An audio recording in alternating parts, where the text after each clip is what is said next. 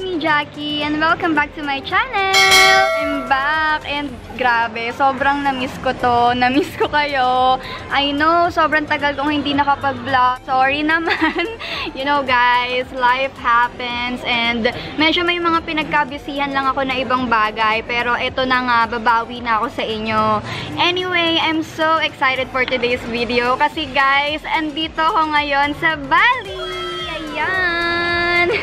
Actually, kakarating lang namin dito sa hotel and eto, kakaayos ko lang. Wala pa akong tulog talaga kasi yung flight namin madaling araw. Diretso tour na kami mamaya. First time ko lang dito sa Bali and eto yung itsura ng hotel namin. Ang pangalan nito, Ramada Encore. Ang ganda niya actually, pero hindi pa ako makakapag-swimming kasi nga aalis na din kami, may tour guide kami and dire-diretso na yung araw. Later, papakita ko sa inyo yung mga pupuntahan namin and I'm very excited. For our tour today, pupunta kami sa GWK Park. Ay, may cultural park pa. So, ito yung first naming destination and meron silang palibreng shuttle. Ayan. You are Komang, yeah? Yes, Kuya Komang in the house. Kuya Komang will explain. You have to walk this way. Oh, shit. Because one is Garuda, which Layo. is 121 meters of statue. After this area, you come to this area, the head of Garuda God. The god of Garuda, this area have the big Pupuntahan daw namin yun, yung may statue. Pupuntahan namin dito yung statue na nasa likod ko. If you guys can see, ayun siya. Kita ko to nung nasa airport pa lang, nagte-take off. May malaking anino doon. And sabi ng tour guide namin, hindi mo daw napuntahan ang Bali kung hindi mo yun makikita. Hindi ka magpipicture doon. Kaya kahit sobrang init, talagang lalakarin namin yan. Ayun siya oh. Mga ilang meters kaya yan. Ang layo! Na guys, yung statue sa likod ko. Medyo madami lang tao. Actually, konti na yan. Kanina grabe. Parang may company. Ano ba yan? Tingnan nyo lahat sila naka-white. Hindi ako na-inform. Sabi ng tour guide namin, parang isa daw to sa pinaka-tallest na statue sa buong mundo. Hindi ko lang sure kung pang ilan siya. After this, may dalawa pa kaming pupuntahan. Pang fourth pala siya. Na pinakamataas na statue.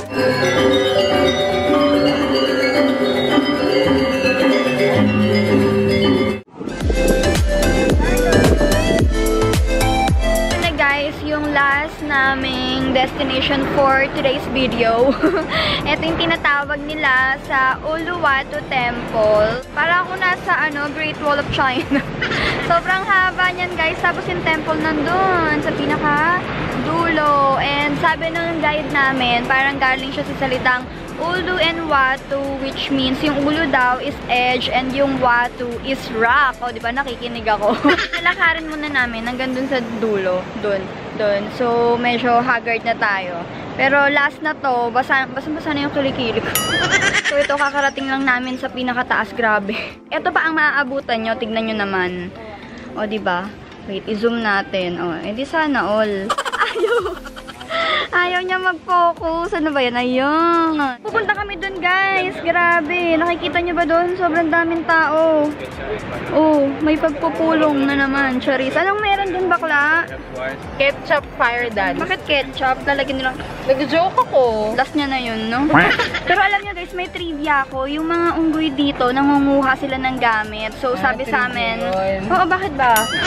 Sabi sa amin ng tour guide, wag nga daw kami magsuot ng mga glasses, sombrero, pinatanggal sa akin kasi kinukuha nila. Then, nagtaka kami bakit nila kinukuha kasi may nakita na kami kanina habang naglalakad, ninenok yung sunglasses niya. Tapos ayun, ginagawa pala ng mga unggoy yun para sa kapalit na pagkain. O, alam nyo na din, sa kabilang channel, ayun yung kwento. Literal na monkey business, dun pala nagsimula yun. Kaya sila nagninenok para kapalit, bibigyan mo sila ng pagkain, tapos ibabalik nila yung kinuha nila sa'yo. O, diba? May natutunan na kayo for today's video. Anyway, guys, mag-subscribe kayo sa channel na ito. Nandun yung iba kong sinabi. Information about travel. Yun. Kasi sa akin, find my channel. It's Joanna Fame on YouTube. Okay na. Kasi sa akin, wala kayong matututunan eh. So, doon na lang kayo. Ganda lang. Ganda lang kasi dito sa channel.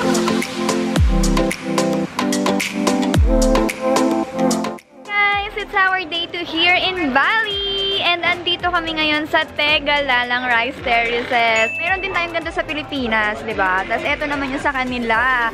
And eto, nag-ayos pa ang lola nyo kasi mamaya magsiswing-swing kami doon. May nirent akong dress kasi alam mo, magbaon pa ako ng gown dito. Tsaka gusto ko yung mga dress nila, sobrang hahaba.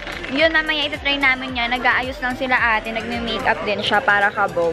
Tsaka medyo mahaba lang pala yung pila guys, 30 minutes pa kami maghihintay. For the meantime, mag-iikot-ikot muna, take ng pictures, you know, pang-upload ng content. Ayan siya guys, grabe ang ganda!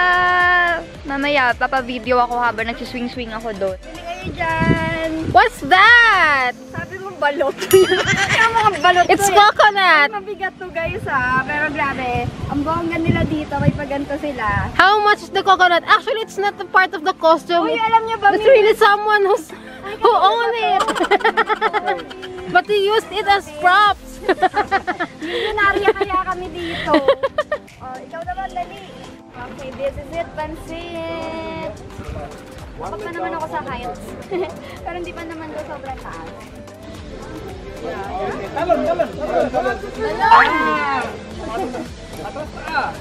You fold the rope first. At the beginning, fold the rope. When I push you until higher, we say grab your dress. Yeah, and then grab dress. You can hold. And the one. Second.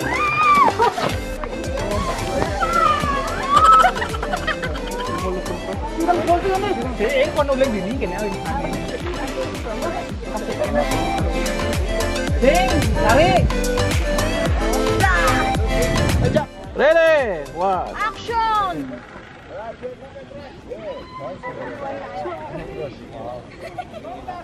Favorite part of the day, kakain na kami! Ang bongga nung pinagdalan sa amin. Ayan, buffet siya. Excited na akong kumain. Sobrang gutom na ako. Hindi pa ako kumakain simula kanina kasi nga, nagmamadali ako mag-ayos kasi susunduin na kami ng guide namin ng 8 AM. Anyway, ipapakita ko lang muna sa inyo yung view. Grabe, sobrang ganda dito guys. May volcano sa likod namin. Wait. Yun o. Nakikita niyo ba? Doon. Wait, lapit pa tayo. Medyo madami kasing tao. Ayan. Diba? Ang ganda. Next stop is dito sa my coffee plantation. Nag-change outfit na ako kung mapapansin nyo. Kasi sobrang init kanina. Pawis na ako. Come to, mamaya ako nabasahin. Baka madapa ako. Dito, itatry namin yung sinasabi nilang coffee na galing daw sa pupo ng, ano ba yun? Mosang chismosa. Sa pupo ng chismosa. Hindi nga, ano nga ba yun? Yung sa cat, nakalimutan ko yung tawag. Oo, sa pupo ng mga mosang. Yun, itatry namin siya. Alam ko meron din ganito sa Davao, pero hindi ko pa yun nasubukan. So, if ever, first time ko lang to. Nakita ko na ang salarin si Mosang. Yan, ay, natago siya. Oh, ayan na pala. Ito daw yung nakolek na po. Yeah, and then drying.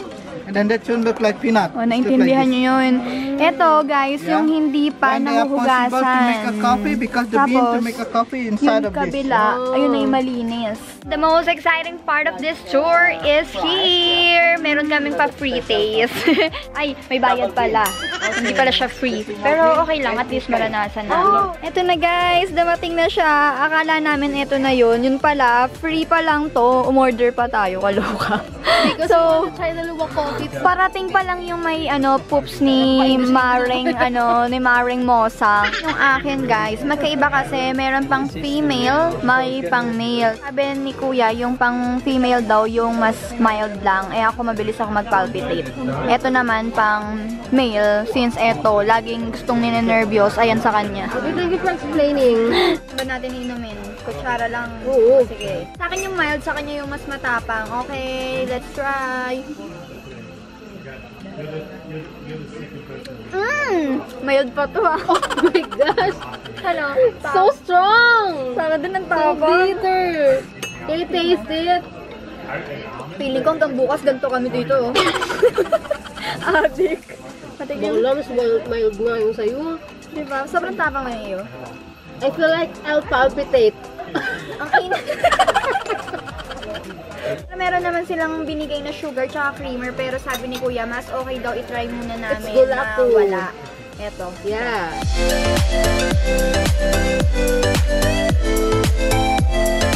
For today's video, andito tayo ngayon sa Nusa Penida. Bali mag-island hopping tayo. And medyo malayo lang siya dun sa hotel. Parang inabot ata ng 2 hours. Kasi kailangan pa mag-ferry, tapos mag-van. Alam nyo yun, ang dami pa siyang pasikot-sikot. Pero andito kasi yung mga pinakamagagandang beaches. So mamaya, maglilibot-libot lang tayo para mapakita ko yun sa inyo. So guys, sa likod ko, yung tinatawag nilang Broken Beach. O, diba? Ang ganda.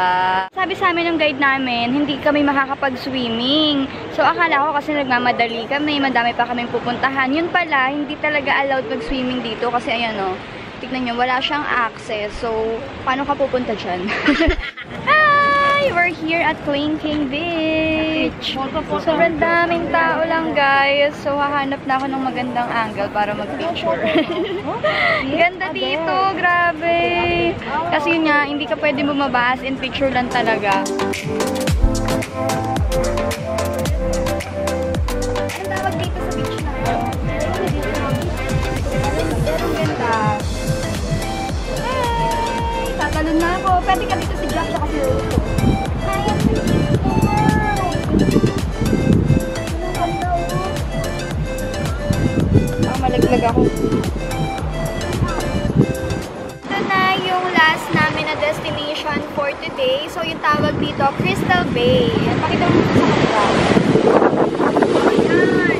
Dito pwede kami magstay ng matagal and mukhang makakapag-swimming ako dito. Kasi yung mga una namin pinuntahan, puro mabato or hindi pwedeng bumaba. Eto, ayan. Buti na lang nagdala ako ng swimsuit. Para sa akin mas maganda pa rin yung beach natin sa Pilipinas. Hindi dahil taga dyan ako pero yun talaga. Bago muna ako mag-swimming, mag-share muna ako sa inyo ng mga experience ko dito sa Indonesia. Actually, first time ko lang naman dito And ang masasabi ko, yung init dito lumalaban sa Pilipinas. As in, sobrang init dito, guys. Another thing na gustong-gusto ko dito, guys, sa Bali is mura lang pala dito. Akala ko nung una, pag sinabing Bali, expensive siya. Kasi di ba mga nakakapunta dito, mga artista, mga sikat. So, dati, feeling ko hindi ko to carry. Yun pala, kayang-kaya naman natin lahat. Mas mura pa nga siya kaysa sa Pilipinas. So, ayun guys, pag pupunta kayo dito, kayang-kaya nyong puntahan yung mga beach na magaganda, yung mga pagkain, yung mga hotel. Kayang-kaya nyo yan. Kung mabigyan man kayo ng chance, guys, sana makapunta kayo dito para ma-experience nyo rin. Anyway, ang dami ko nang sinabi. Siguro yung mga iba ko pang lakas kasi nung alon, hindi ko alam kung naririnig nyo ako. Siguro yung mga iba ko pang experience, i-share ko na lang sa iba kong video kasi limited lang yung time namin dito, yung binigay ng driver hanggang 1 hour lang. So, yun, mag-swimming na ako para makagora na kami. I'll see you guys later!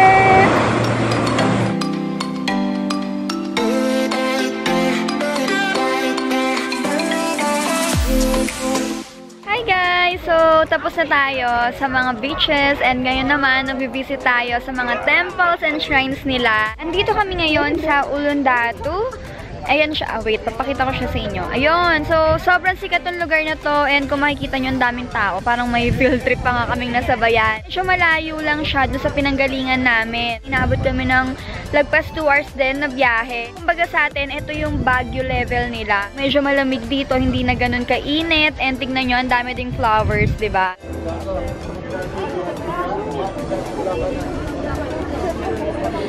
Meron sila dito yun. Maganda mag-picture doon. Tapos pwede ka rin mag-rent nung costume nila. So iniisip ko kung magre-rent ba ako or pwede na to. Kasi medyo dagdag gastos din yun, diba? Tignan natin. Nag-decide na ako kanina guys na wag nang mag-costume. Dito na lang kami pumunta instead. Ito yung tinatawag nilang Handara Gate. Wait, I'll show you the way. Ayusin ko lang yung kuha ko. Sorry medyo malikot yung camera. So ayun siya. Daming tao. Pag pupunta kayo dito, kailangan nyo munang kumuha ng queue or number. Kasi madami talagang tourist na nagpupunta and maghihintay kayo. Kanina, kumuha na kami ng number dito. Yung tour guide namin, kinuha niya kami. Tapos may dinaanan lang muna kaming iba na parang mga picture taking lang din na site. Hinihingal ako. guys, sorry naman, hindi ko na kayo na-update. Grabe. Hindi ko expected na sobrang tagal namin maghihintay doon. Inabot kami ng ilang oras. May 2 hours ba? Wala naman. 1 and a half. Parang feeling ko 2 oras yun. Yung tip ko lang sa inyo, habang nandun kayo, mag-isip na kayo ng poses nyo. Kasi pag nandun na kayo mismo sa gitna ng handar gate, as in sunod-sunod na yung pag-take ng pictures and medyo mape-pressure kayo sa sobrang daming nakapila, kailangan nyo talagang bilisan. So, ganun yung ginawa namin. Habang naghihintay, nag-google na ako, nag-tiktok na ako ng mga pwede namin gayahin na poses.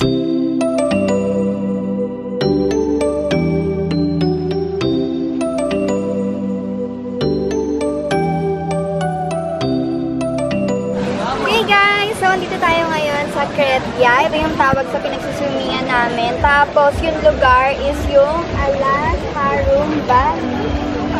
Ayan. So, share ko lang sa inyo yung mga experience ko dito kasi hindi ko nga gano'n na-explain sa inyo nung mga nakaraan. Sobrang busy. Ngayon lang ako nagkaroon talaga ng time. Sobrang daming tao dito. Yan, pakita mo sa kanila. As in, sobrang daming foreigner. Ang hirap makahanap ng pwesto. And etong pinipwestohan ko ngayon, ano siya, mainit. Actually, ayoko nga dito kasi mainit na yung panahon. Tapos ang init pa dito. So, mamaya lilipat ako doon. Pero wala kasing tao dito. Kaya dito muna tayo.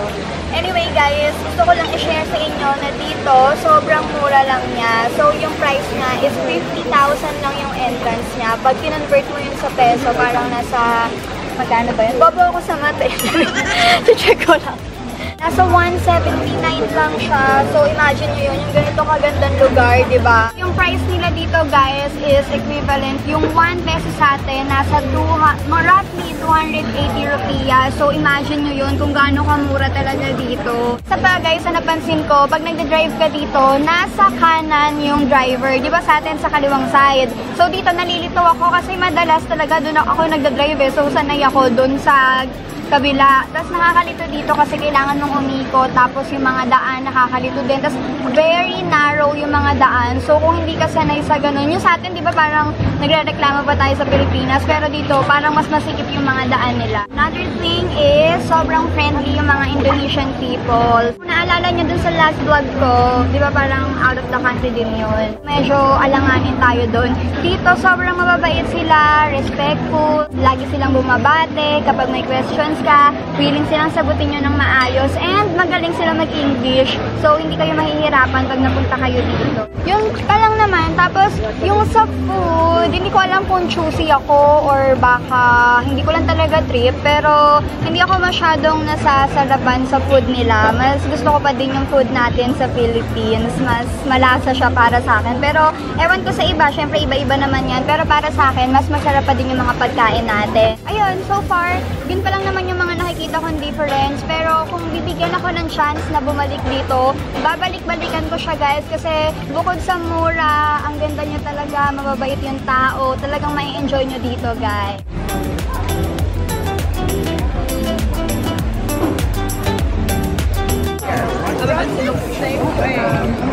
Yung one dito guys, magic. Dito guys, magkano ba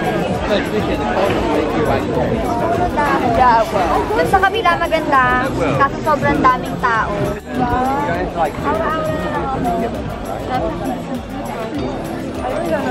I'm doing a lot of different tests. I'm doing different sets of like.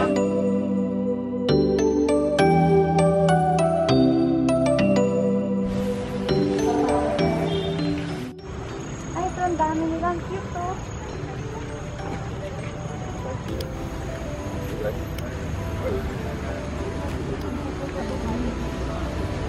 O, diba? Sana all. Sana all. Nakita nyo guys. May napansin ako guys, ang favorite thing nila na gawin is magkutuhan. Tingnan nyo lahat. Lahat na nagkukutuhan. Tingnan nyo to, pinag-aagawan pa. Dala-dala pa nagkukuto sa kanya.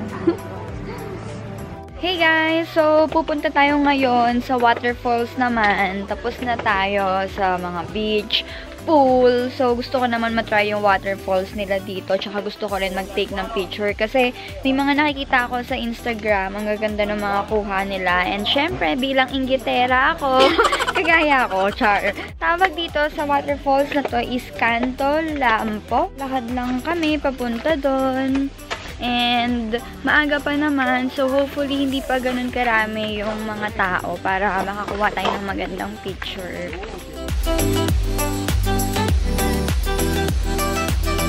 We're here! Change outfit na ako. Actually, nasa loob lang siya ng t-shirt ko kasi mukhang walang pagbibihisan dito.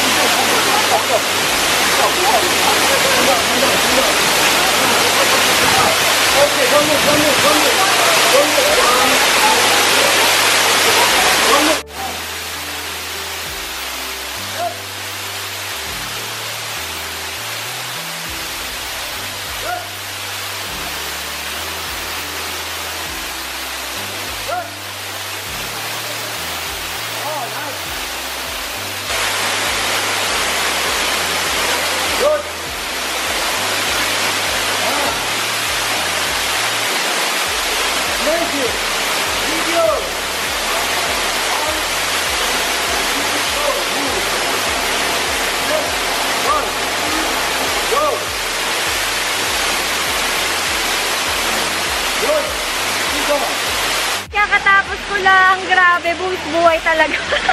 Makita nyo naman kung gaano kagaling si Kuya mag-picture. And yung nakakatuwa dito guys, walang bayad yun. Kailangan nyo lang magbigay ng tip sa kanila. So, nansa inyo yun kung magkano. Pero, para sa akin, lakihan nyo na kasi grabe yung effort nila. Tapos, tuturuan pa nila kayo mag-post. Tapos, naka-edit na din yun. Sobrang worth it talaga magbigay sa kanila. And then, yung entrance fee pala dito guys, is 70 pesos only. Okay lang kahit bigyan nyo sila ng malaking tip, diba? Para makabawi man lang. Madami pa rin naghihintay dun sa likod. Ang daming nakapila, kaya maswerte na rin ako na natapos na ako. Medyo pinipimples lang ako ngayon. Kitang-kita sila kasi ilang araw na nga walang maayos na flip and tuloy-tuloy yung biyahe. That's it guys for this video. And yeah, I'm finally home. I hope na nakatulong naman tong video na to sa inyo if ever you're planning to go to Bali anytime soon. Itatry ko na mas maging active sa YouTube guys. Thank you again so much for watching and I hope you enjoyed this video. I love you guys. Bye!